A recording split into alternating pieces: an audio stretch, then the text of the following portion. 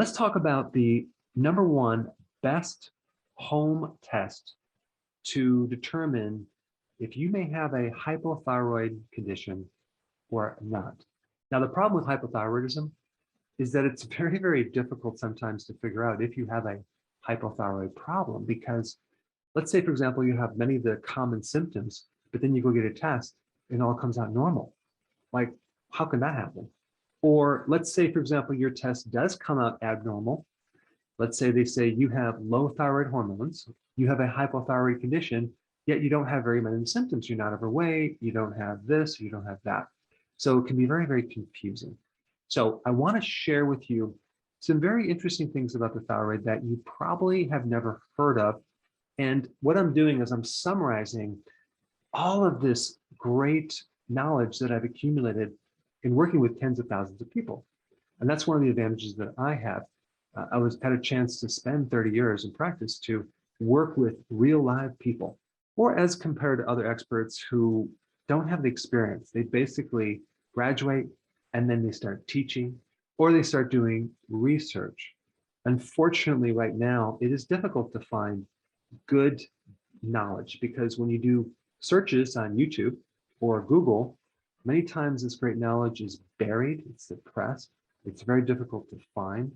For example, they have Google Health right now, which Google owns YouTube. And Google Health has recently partnered with various groups that consider credible health information as what most of the experts agree on. So their definition of quality information is a lot different than my definition of quality information. So if at some point in the future you cannot find any of Dr. Berg's information, realize I have an app. All of the videos that are on YouTube are also on that app. Okay, so just remember that. All right, let me get back on track. Number one, Hashimoto's is behind 90% of all of the cases when you're talking about a hypothyroid situation. I mean, that's fascinating. Only 10% are caused by something else. So this autoimmune disorder, Hashimoto's, is extremely common. And an autoimmune condition is a condition where you have antibodies that are attacking your own thyroid. And so one thing you really need to know about, and this is the most important thing, is that gluten, okay, that's a protein in certain grains, especially wheat, can mimic certain things in your thyroid gland. Now, what does that mean? What's the significance of that? That means if you develop an allergy to gluten, you will also develop an allergy to your own thyroid gland, okay? And this can set you up for a chronic inflammatory condition of your thyroid gland. And so if you have a thyroid problem, you should completely and utterly avoid gluten at all costs. And just that right there might give you a tremendous amount of relief with your thyroid condition. The other thing you need to know about Hashimoto's is that a big problem of that is the conversion from T4 to T3. Now, T4 is the inactive version of the thyroid hormone. T3 is the active version. And so when we talk about 3 and 4, we're talking about the number of iodine molecules that are attached to that thyroid gland. So when you strip off an iodine molecule, it becomes activated.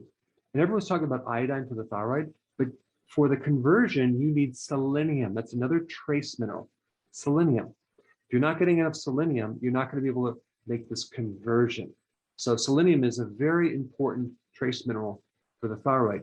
And you can get it from sea kelp, which also has iodine and a lot of other nutrients for the thyroid gland. The other thing that you need to know is 80% of this conversion happens through the liver and the gallbladder. So if there's damage with the liver, let's say you have a fatty liver, or you have hepatitis, or you have cirrhosis, or you have your gallbladder removed, or you have a gallbladder problem, that could be the reason why your thyroid's not working. So it could be that you don't really have a primary thyroid. It's secondary to this other problem. And so you're doing all this treatment, you're on Synthroid for years, and you don't really seem to ever get better. And this is why when sometimes people take purified bile salts, their thyroid starts to work better. So because it's speeding up this conversion. Now I said 80% for the liver and the gallbladder, but the other 20% occurs in your kidney. Now, if you're a diabetic, okay, you probably have some weakness within the kidney. And that could be the reason why you have a thyroid problem, possibly. But the point is that the kidneys are responsible for 20% of the conversion, and the liver is responsible for the 80% of the conversion. But like I said before, it could also be a lack of selenium. Oh, and by the way, one Brazil nut will give you all the selenium you need for that day. All right, here's some other things you need to know about the thyroid. And these things I'm telling you are the most important things that you're probably not going to find when you do research. You'll find a lot of other information, but it might not be the most important information. It could be just kind of trivial.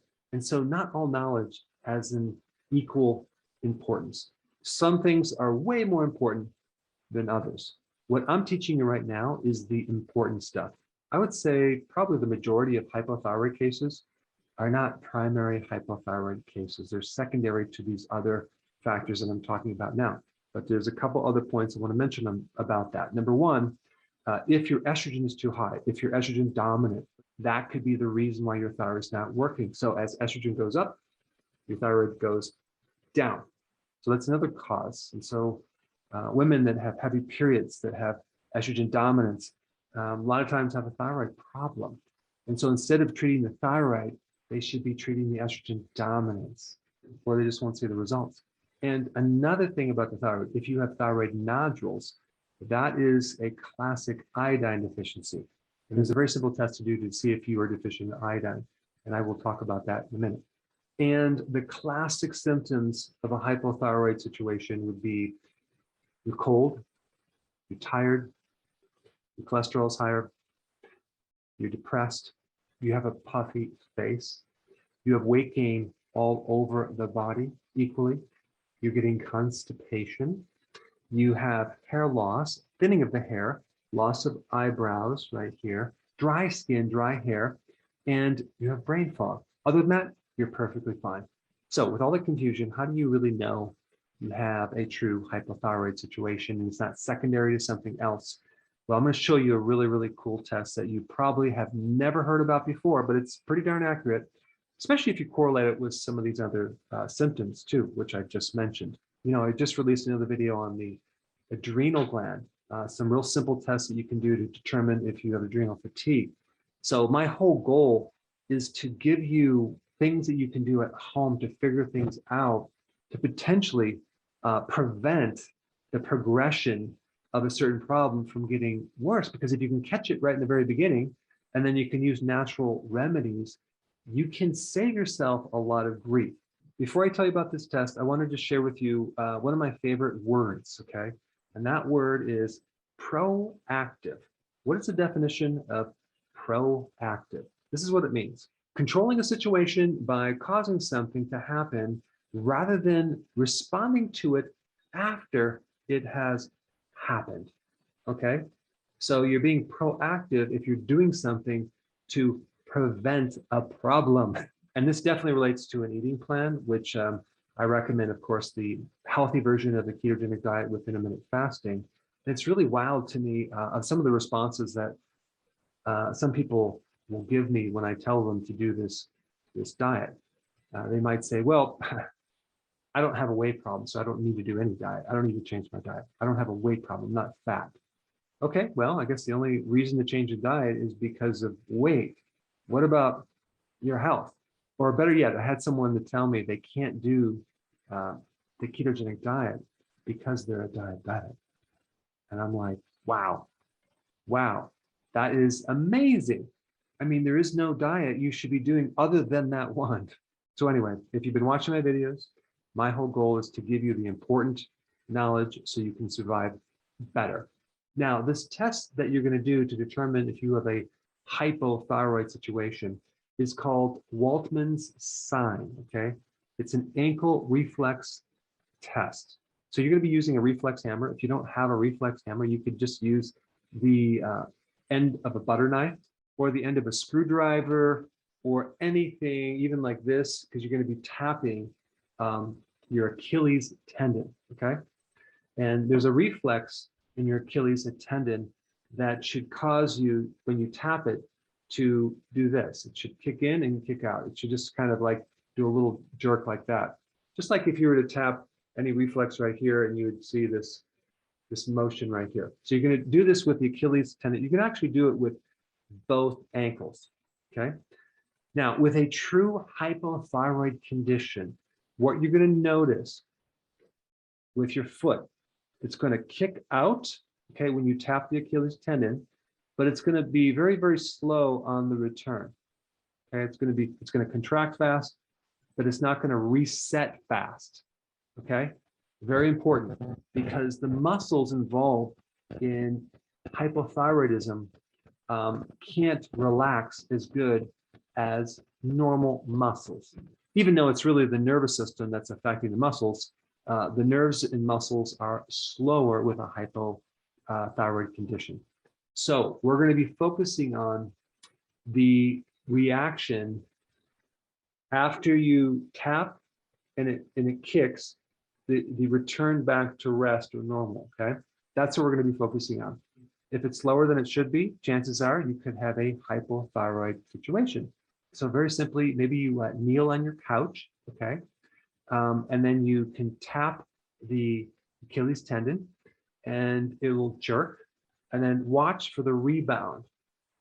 If it's very, very sluggish on both ankles, suspect a hypothyroid situation.